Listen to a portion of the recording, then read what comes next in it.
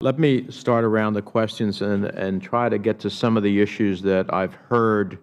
I'm sure you've heard them from your past effort in this regard, and we've heard it in the first round of hearings and individual conversations.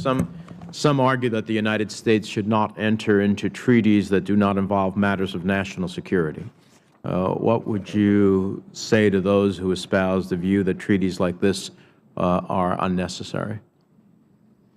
Well, Mr. Chairman, I think I've just given you, a fairly strong description of why this is necessary. I mean, we join treaties because they're in our national interest, and we do it. I mean, if you think about the treaties that the Senate has passed on occasion that positively impact the lives of people, we've passed treaties that promote religious freedom.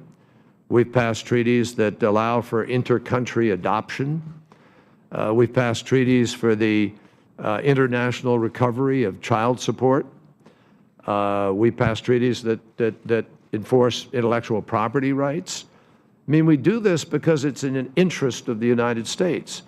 And as I've said, in this particular case, it is in the profound interest of everybody with disabilities. And I find it very hard to see why we could ask people to go abroad, fight, sustain an injury, fight for our values, and not reinforce those values by allowing them then to travel abroad, work abroad, study abroad with the same rights they have here in America. That's what's at stake. That's what makes this in our interest. Now, another argument that I've heard is that ratification would subordinate the United States to the UN and allow our laws and actions to be guided by the United Nations, the Disabilities Treaty Committee, foreign courts and judges. I personally disagree with that view, and I think we've tried to explore it in our first hearing. But I'd like to get your take. Would ratification violate principles of American sovereignty? No, Mr. President. On the contrary, there's no impact whatsoever on the sovereignty of the United States. In fact, you all are exercising our sovereignty right now by doing what the framers of the Constitution envisioned, which is ratifying a treaty. And the treaty, if it doesn't have any negative consequence on the United States, it doesn't require us to do anything. There is no subjugation to any entity outside. There's no cause of action created here. There's no access to American courts. There's no enforceability. There's no self-execution in here. So there is no cause of action as a consequence that allows people to go to court. So, in fact, joining this treaty doesn't require a change to U.S. law, and there's no reach whatsoever by any committee or any entity outside. The one committee that exists within the framework of this treaty is allowed to suggest things, but they have no power to enforce, no power to compel, no power to do anything except put an idea on the table.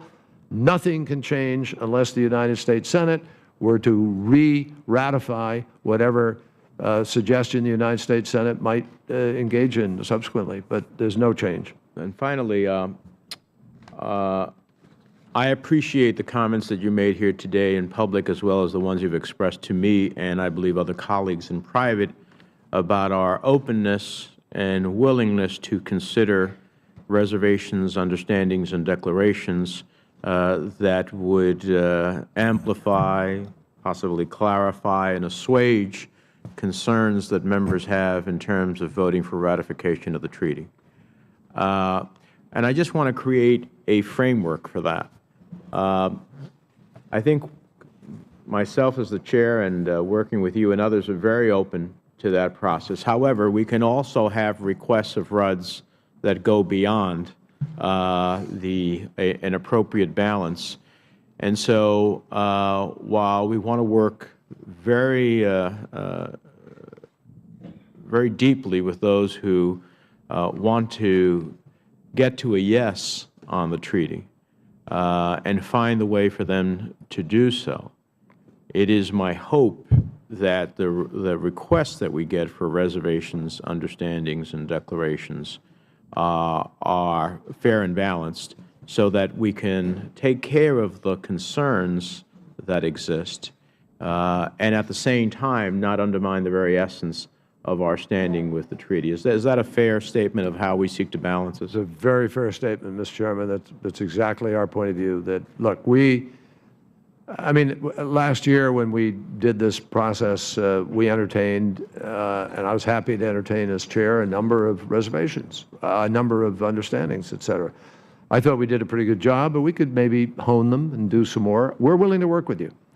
But we don't need to fill this thing up with a, stack of restatements of things that absolutely don't need to be restated. I think we have to exercise a little bit of restraint and judgment as to what's really a case in controversy here and what is not.